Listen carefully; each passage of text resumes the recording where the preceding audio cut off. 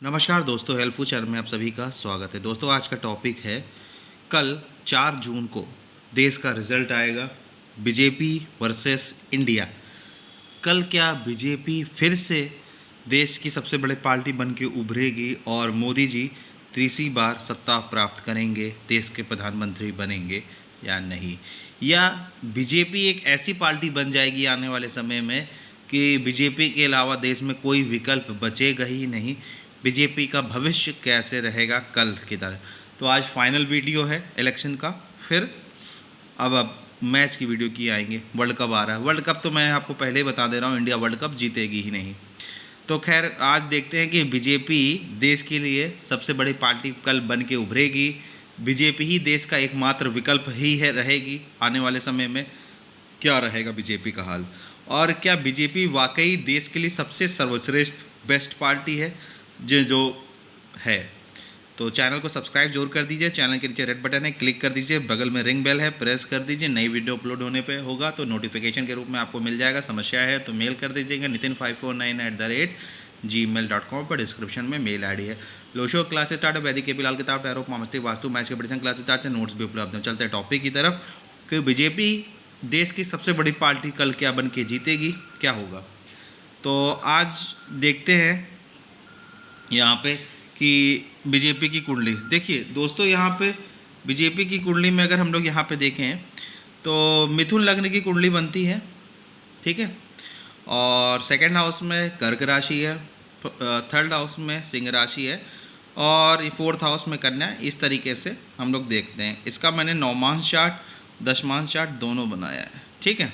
तो अब आप लोग यहाँ पे सबसे पहले देखते हैं कि बीजेपी क्या जो बोलती है और वो करती है, और वो कैसे देश के लिए क्या क्या देश की आर्थिक स्थिति सही कर देगी। जो मोदी जी को कह रहे हैं कि 2047 तक विकसित राष्ट्र बना देंगे, ये सब क्या है।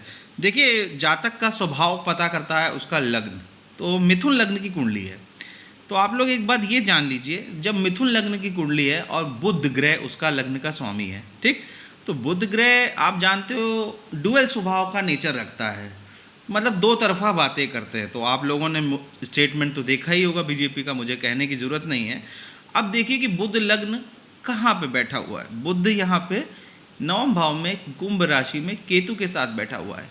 तो ऐसा व्यक्ति लाभ के बारे में ज़्यादा सोचेगा और सारी बातें खुल के नहीं बताएगा आपको, क्योंकि केतु साथ में बैठा हुआ है। केतु गुप्त सीक्रेट चीज रहता है, और चूंकि नवम भाव में है तो धर्म को तो बहुत ही आगे रखेगा। धर्म में ये लाभ निकालेंगे, ठीक है। धर्म को लेके ये लाभकारी बातें करते हैं लोगों के बीच में। चूंकि नवम भाव इंक्लूड है और कुंभ राशि है और केतु धर्म का भी प्रतीक है, तो ध्वज और ये सब चीज़ें के लिए ये लोग इनके माइंड में रहती है, ठीक। तो ये इनका पहला निगेटिव पॉइंट है। दूसरा, ये देश के धन की आर्थिक व्यवस्था कैसे बनाए रखेंगे, अच्छी रखेंगे या खराब। सेकेंड हाउस में देखिए चंद्रमा की राशि बढ़ती है, उसमें कैंसर साइन है, और यहाँ पे चंद्रमा कहाँ चला गया है? छठे घर में वृश्चिक राशि में चला गया चंद्रमा, नीच का चंद्रमा। यानी कि ये जो बोलेंगे वो कभी भी पूरा नहीं करेंगे, झूठ बोलेंगे, देश के धन को कर्जे में ला देंगे। आपने देखा ही होगा कि भारत जब 2014 में छोड़ा था, उसके बाद से 2024 तक 205 मिलियन कुछ करोड़ों का कर्जा हो गया है। तो आप लोग समझ लेंगे कि ये देश के धन की स्थिति क्या ला देंगे, ठीक।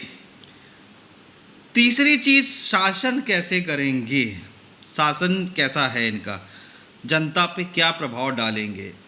तो दसम भाव का स्वामी है, मीन राशि है, वहाँ पे सूर्य बैठा हुआ है। तो और सूर्य आप देखिए यहाँ पे सूर्य बुध के नक्षत्र में है, और अगर यहाँ पे देखें तो शुक्र का भी नक्षत्र स्वामी बनता है, शनि का भी नक्षत्र स्वामी बनता है यहाँ पे। तो सूर्य यहाँ पे बैठा हुआ है। तो गुरु ग्रह और सूर्य यहाँ पे इम्पॉर्टेंट रोल अदा करते हैं, क्योंकि गुरु ग्रह भी केतु के नक्षत्र में और केतु मंगल के नीचे में। तो ये हर चीज़ को डोमिनेट करते हैं। और चूँकि आप देखिए इनके थर्ड हाउस में सिंह राशि है, तो अपनी वाणी से, कम्युनिकेशन से ऐसा पराक्रम दिखाएंगे कि इनके जैसा कोई नहीं है। और यहाँ पे देखिए राहु, गुरु, मंगल, शनि सब बैठे हुए तीसरे घर में पराक्रम भाव में, ठीक। तो ये डोमिनेट, छुपा के, हाइड सब चीज़ करना है, क्योंकि हर चीज़ में ये लोग पर्दा डाल देते हैं, ठीक। तो एक ये चीज़ हो गया। अगर हम नवमांश कुंडली में भी देख लीजिए तो सेकंड हाउस का जो स्वामी है तो ये घर के लोगों से लाभ निकालना जानते हैं, क्योंकि सेकंड हाउस का जो स्वामी लग्न कुंडली में चंद्रमा बनता है, नवमांश में कुंभ राशि में बैठा हुआ है। ठीक, अब यहाँ पे अगर हम देख लें तो दसम भाव का जो स्वामी बृहस्पति वो तीसरे घर में मिथुन राशि में बैठा हुआ है। तो अब ये समझ लीजिए कि इनकी सत्ता, ये जिसके बारे में अपोजिट का भी खराब बताते हैं, मतलब उनकी डिफेम करते हैं, इनके अंदर एक आदत है। अब ये यहाँ पे ये भी देख लीजिए कि इनकी कुंडली में देश की तरक्की के लिए वेल्थ एक्यूमुलेट करना, तो बृहस्पति दोनों पोजीशन में इनका लग्न चार्ट, नवमांश चार्ट और D10 चार्ट में बृहस्पति की पोजीशन अच्छी नहीं है। तो वो यहाँ पे D10 चार्ट में तो बुध के साथ गुरु बैठा हुआ है तुला राशि में, यहाँ पे भी ये लोग खराब कर दिए। अब बीजेपी, आप लोग ये सोच रहे होंगे कि बीजेपी जीत क्यों रही है।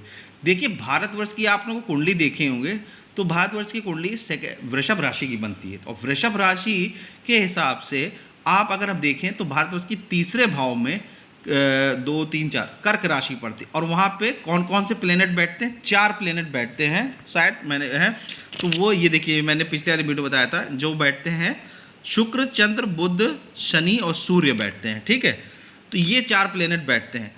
तो अब जब मोदी जी जब बने थे तब मोदी जी की कुंडली में, अब भारतवर्ष की कुंडली में सूर्य की महादशा लगी थी। तो आप लोग ध्यान रखिएगा कि जब भी सूर्य की दशा भारतवर्ष की कुंडली में आई थी, और सूर्य बुध के नक्षत्र का स्वामी था और शनि बुध के नक्षत्र से कनेक्ट था, तो यानी कि ग्रहण दोष लगा था। जब से इनका सूर्य की दशा, चंद्रमा की दशा जो अभी करंट चल रही है भारतवर्ष की, तो ये सब ग्रहण काल में, मतलब शनि के अनुग्रह हैं, तो एक तरीके से हम लोग के ऊपर एक ऑरा छा गया है कि यही पार्टी बेस्ट है और यही सब कुछ अच्छा कर रही है। बट ऐसा नहीं है। इनकी कुंडली में, दशमांश कुंडली में भी अगर आप देख लेंगे तो आप चंद्रमा, केतु, शुक्र सब मीन राशि में है, और राहु 12वें घर में कन्या राशि में है, शनि अष्टम में वृषभ राशि में है। तो मतलब कुल मिला के आप ये कहिए कि देश को प्रॉब्लम क्रिएट करते हैं। चूँकि महादशा इनकी अब चंद्रमा की चल रही है, तो D10 चार्ट में भी देखिएगा तो चंद्रमा इनका किस भाव का बन रहा है, दसम भाव का स्वामी। दसम भाव का स्वामी यहाँ पे चला गया है केतु और शुक्र के साथ मीन राशि में। तो सत्ता पाने के लिए, और राहु केतु का भी गोचर मीन राशि में चल रहा है, तो सत्ता हो सकता है कि पा जाए, कोई बड़ी बात नहीं है कि सत्ता ना, क्योंकि चंद्रमा की दशा चल रही है और चंद्रमा में अभी शनि चल रहा है। तो जनता तो इनसे, पब्लिक नाराज है, क्योंकि चंद्र में शनि चौथा और 5वां D10 चार्ट में देखिए वहाँ पे भी इनको प्रॉब्लम क्रिएट हो रही है। बट ये सत्ता नहीं पाएंगे अगर फेयर एंड चीज़ें सी हुई तो। बट ये अगर सत्ता पा जाते हैं तो आने वाले समय में ये सत्ता पूरा 5 साल नहीं कर पाएंगे।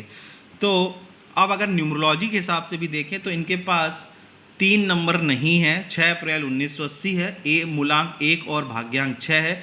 इसीलिए इनके ये लोग, आप लोग देखेंगे कि ये लोग मैरिज, इनकी पार्टी में मैरिज वाले लोग औरतों के साथ थोड़ा सा गड़बड़ होता है। सूर्य और शुक्र का कॉम्बिनेशन है, आप लोग समझ सकते हैं। तो कुल मिला के भाजपा देश के लिए एक विकल्प आगे जाके समय में नहीं साबित होगी, और कल हारने के 95% चांस हैं। 4% चांस इनका मैं विनिंग को दे सकता हूं, बट 95% हारने की चांस।